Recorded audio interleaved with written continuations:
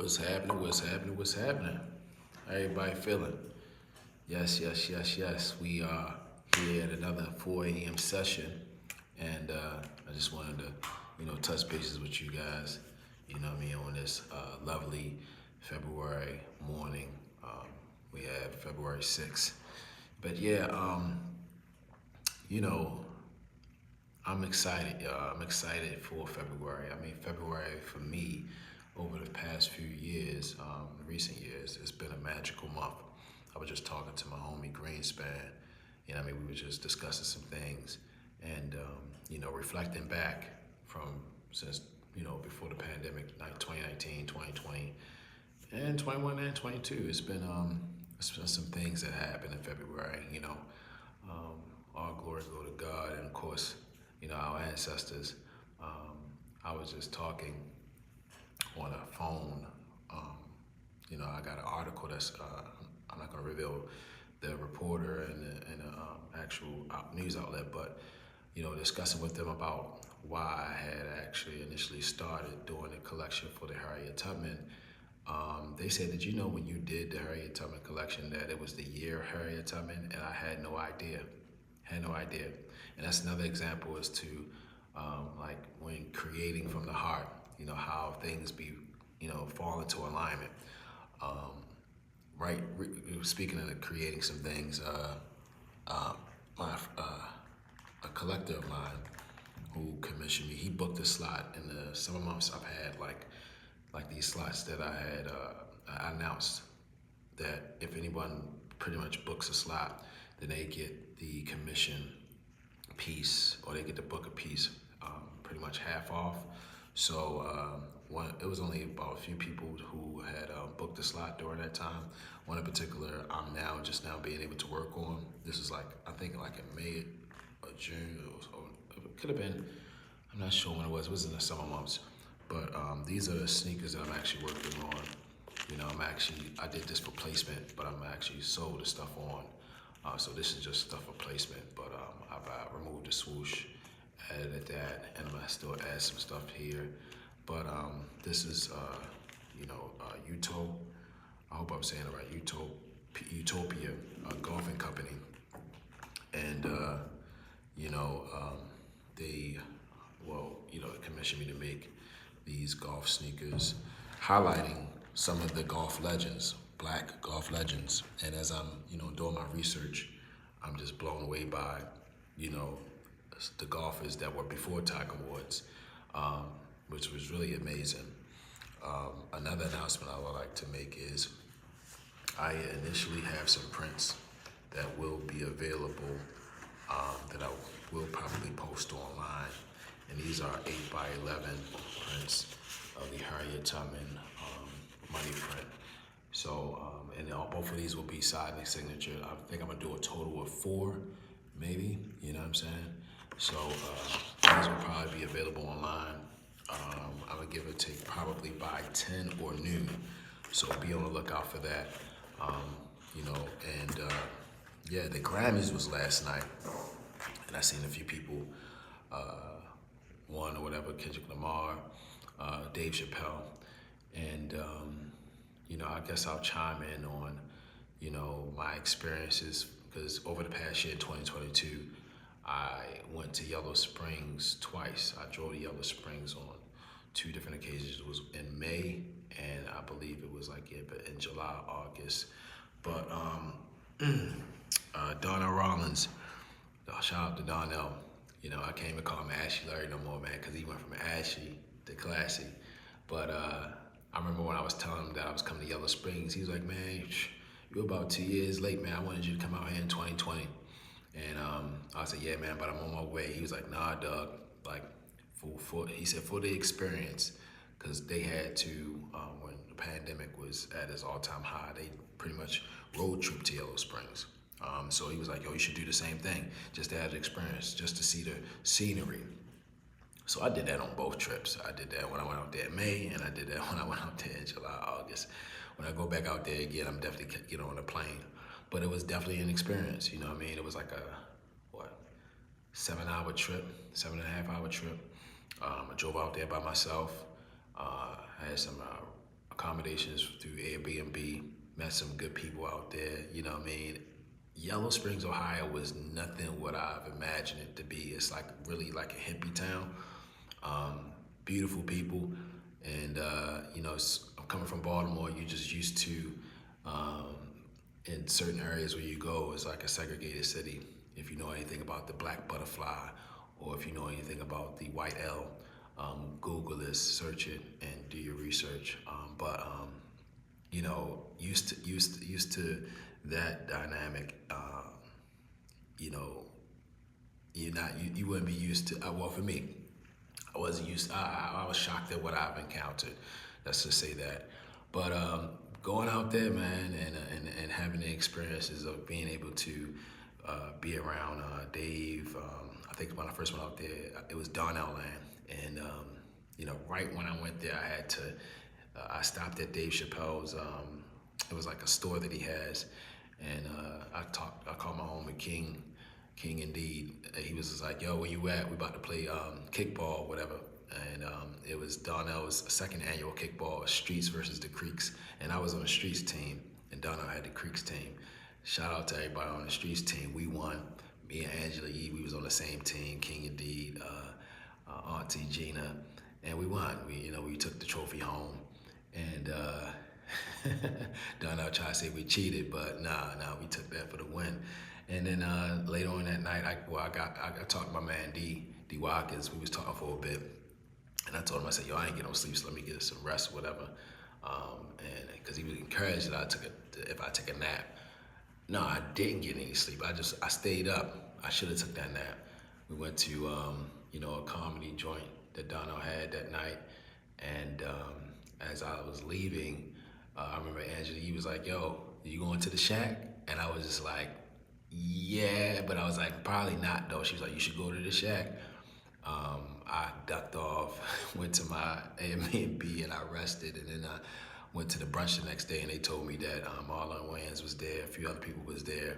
So I said, okay, next time I'm going to the Shack, because the Shack is like a nice little barn spot where Dave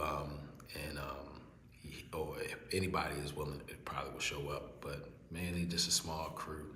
And it's dope. It's dope. It's like I want to say it's like an old barn. They renovated, and it's like a lounge, and it's a dope experience. So that was the first, and then the second day I went kayaking. You know what I'm saying? Like I was on a boat, and I was with Donnell's nephew the first time. You know what I mean? But the second time I went out there, I think it was like in July. I was kayaking by myself. I said, nah, if I'm going to fall into the water, kayaking, I'd rather be on my own dime. You know what I mean? But it was a dope experience, y'all. It's so many stories that I have that, to just try to compile it into this 4 a.m. session. But I got a chance to meet some good people on both occasions that I went out there. I went out there. And when I met Corday, Michael Jackson's son, Prince, not blanking, Prince. I met, who else? Mos Def, M1 of Dead Prez. So many people that I probably don't know the names to, but I see their faces. But it's really a great time. Just experiencing it's like more of a family, you know what I mean? And I really, like I said, oh yeah, and I got this ring out there. It's a heart, right there on the strip. It's like a nice little mama pops jewelry shop, and I really, if anybody knows when I make clothes, it's dedicated to my mother. She died of a heart attack, so, and all tags go on the left side, so I decided to, that's the tag here too, Akio, you can't see it, but I decided to get that. And, it was a dope experience just being out there. But,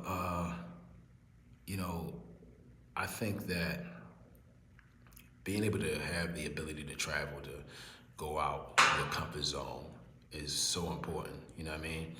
And for me, that trip was, driving out there was a bit much, But it was so needed. It was so needed. I was able to reflect because I think that it was like at the month or two after I resigned from my 12-year job at Hopkins, and I needed the time just to get away.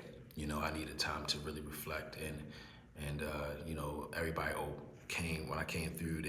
They extended their arms and embraced me, and you know what I'm saying? It was all love, because when they see you with, Donnell, it's like they treat you like family out there. And nobody was on their phones. Everybody wasn't really capturing. We was all in the moment, enjoying each other's time, and it was so genuine. You know what I mean? So yeah. I got a few stories as it pertains to out there, but I guess I'll save that because we already had 10 minutes. I'll say that for another time. But yeah, what else I want to share with y'all? Just the experiences of when I connected with Donnell in the beginning. I think it was like in 2015. I was just sharing a story with my homie Bobby when he picked up his order. I feel like if I hadn't pressed through the hardships of what I was going through, and especially what was going on in the city at the time, it was during the Baltimore uprising. And I remember, Donnell, he'd been initially wanted a pair of sneakers from me because when he seen Snoop's Timberlands that I made for her, and that was my initial break-in of me starting to make, murals on shoes.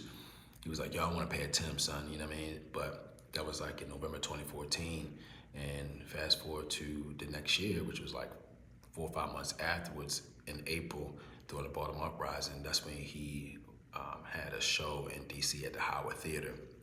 But that was the same night that Baltimore had an initial curfew, and we wasn't supposed to leave. But me and my peers, shout out to PJ, you know what I mean, and also Al Gordy, we decided to go, and we went, and but 24 hours prior, like I said, it was a fire that erupted in West Baltimore with the CVS joint, and it was a fire that erupted in East Baltimore. And the East Baltimore one, for us, we thought that it was an inside job because, some things that had happened that didn't make any sense. But the fire that erupted in East Baltimore, if the flames had went onto the row homes of the people who I knew, that was connected to someone who I used to date. And we was going through a breakup at that time. So it was a lot of emotions that was, that was in that moment of me worried about my uncle, you know what I mean? Because the CVS was connected to the old folks home where my uncle, the nurse, the home that my uncle stayed. So he literally seen the CVS burning. And even he was like, he went through 2 uprisings, the Martin Luther King and this uprising. And he was like, he understood. He was like, I understand, the frustration of the city, but he said it was necessary, and I wanted to check on him, but I couldn't, you know what I mean? And so fast forward to me going through these emotions with the person who I was dating, and like I said, we broke up. I was fed up. I was like, man, I'm not doing these sneakers, man. You know what I mean? Bump all this, you know what I mean? Because we was out there till 2 o'clock in the morning. And, granted, I had to still go to work the next day at Hopkins. And I remember her telling me, she was like, yo, look, whatever we got going on, please, don't ruin this opportunity. Please push through, you know what I mean? Please make the shoes. And I said, yeah, but it's late. She's like, Keo, So I decided to stay up, and I made the shoes. I don't even know how I did this. I made Donnell sneakers in 3 hours. This is like in April 2015. And I remember prior to me falling asleep, I just, kind of like halfway asleep, I texted them and just texted them the finished product.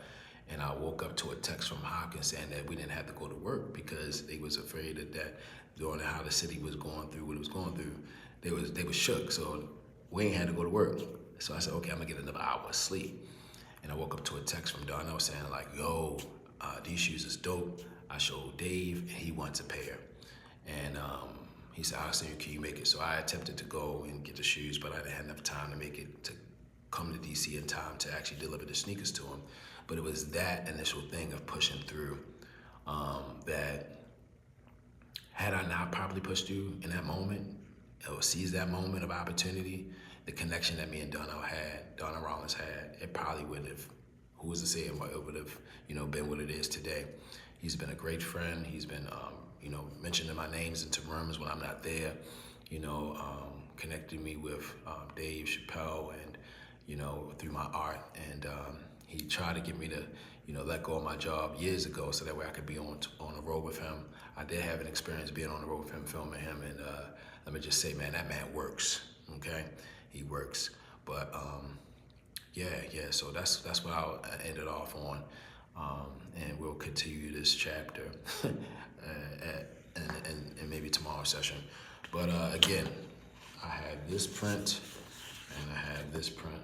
All these will be signed and signature. It'll be signed and dated, I'm sorry.